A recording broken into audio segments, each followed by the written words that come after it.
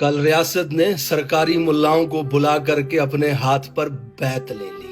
اسی نام نے سیاستدان کو سیاست کے نام پر آج کے بعد پاکستان کے فیلڈ مارشل پاکستان کے کسی ایک سپاہی کے خلاف بھی بات کرنے کی اجازت نہیں دیں گے۔ جیسا کہ مئی میں ہم نے کہا تھا کہ 30 لاکھ مدارس کے طالب علم آپ کے ایک حکم کے منتظر ہیں۔ اس وطن کے لیے آپ کے ہاتھ میں ہم بیعت کرتے ہیں۔ یزید کے دربار میں بھی درباری ملاؤں نے بیعت کی تھی، لیکن حق دربار میں نہیں، خیمے میں تھا۔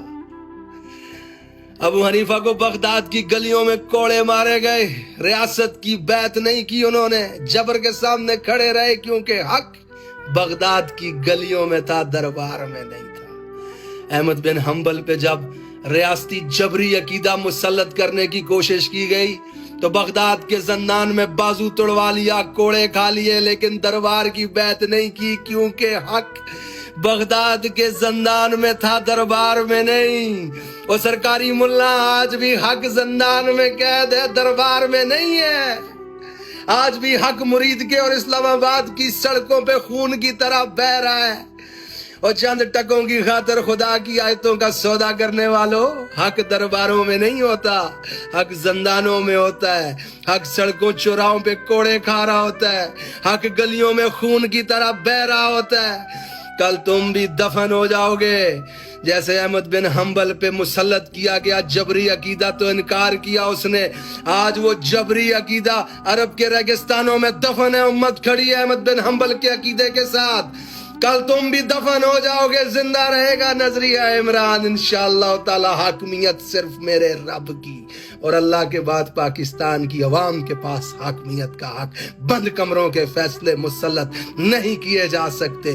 آئین کی مقدس کتاب میں قرآن و سنت کے خلاف سطریں نہیں لکھی جا سکتی، کسی کو استثناء نہیں دیے جائیں گے انشاءاللہ تعالی۔ یہ سرکاری ملا کہہ رہا ہے 30 لاکھ طلبہ آپ کے اشارے کے منتظر ہیں، مائیں بھیجتی ہیں اللہ کا دین سیکھنے کے لیے، یہ ڈالری جنگوں میں کٹوانے کے چکر میں۔ آج وہ طلبہ پوچھ رہے ہیں، افغانستان کے ساتھ جنگ جاری ہے، سامنے لڑنے والے کے چہرے پہ داڑھی ہے، خدا کو سجدہ کرتا ہے، اس کے جھنڈے پہ لا الہ الا اللہ محمد رسول اللہ لکھا ہوا ہے، وہ اشرفی مر گئے تو شہید کون ہوگا؟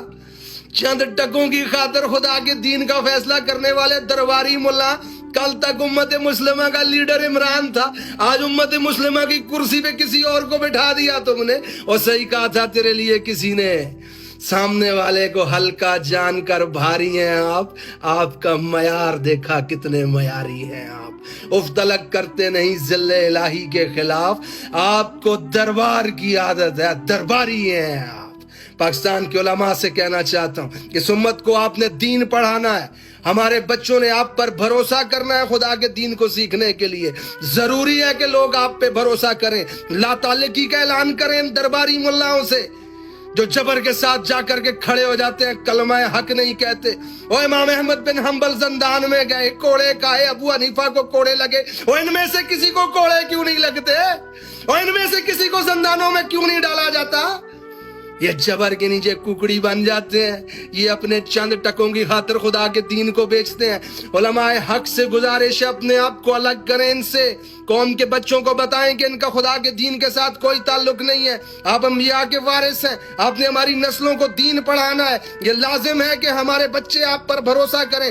ہٹائیں اپنے آپ سے، ان کو بتائیں قوم کو آ کر کے درباری ملا ہے، دین کے ساتھ کوئی تعلق نہیں ہے، یہ دربار کی بیعت کرے گا، اس کی جنت جہنم سب کچھ دربار ہے، یہ طاقتوروں کے سامنے سجدے کرنے والے علماء ہیں۔ کہیں لوگوں کو اپنے آپ کو الگ کریں ان درباری ملاؤں سے۔